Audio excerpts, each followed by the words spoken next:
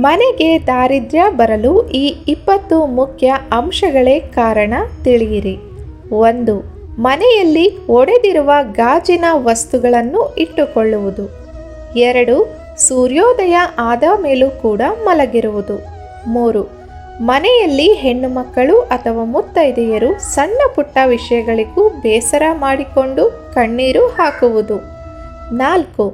ಮನೆಯ ಹೊಸ್ತಿಲಿನ ಮೇಲೆ ಕುಳಿತುಕೊಳ್ಳುವುದು ಅಥವಾ ಹೊಸ್ತಿಲನ್ನು ತುಳಿಯುವುದು. 5. ಒಡೆದ ಕನ್ನಡಿಯಲ್ಲಿ ಮುಖ ನೋಡಿಕೊಳ್ಳುವುದು. 6. ಮುಸ್ಸಂಜೆ ವೇಳೆಯಲ್ಲಿ ಮಲಗಿರುವುದು. 7. ಮನೆಯನ್ನು ಸ್ವಚ್ಛವಾಗಿ ಇಟ್ಟುಕೊಳ್ಳದೆ ಇರುವುದು. 8.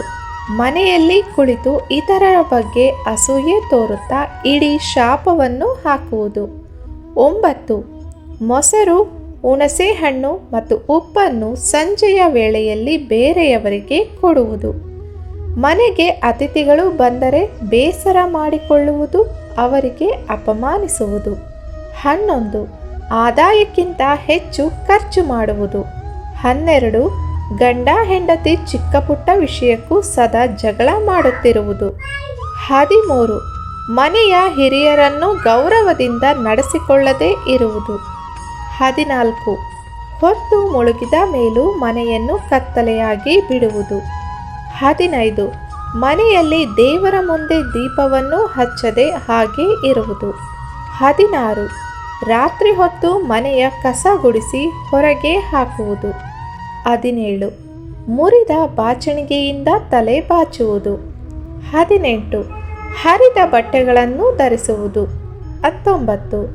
ಬಾತ್ರೂಮ್ ಬಾಗಿಲನ್ನು ಯಾವಾಗಲೂ ತೆರೆದಿಡುವುದು. 20. ಪ್ರತಿದಿನ ಮಾಂಸಾಹಾರಿ ಆಹಾರವನ್ನು ಸೇವಿಸುವುದು. ಈ ಮೇಲಿನ ಅಂಶಗಳನ್ನು ಸುಧಾರಿಸಿಕೊಳ್ಳುವ ಪ್ರಯತ್ನವನ್ನು ಮಾಡಿ.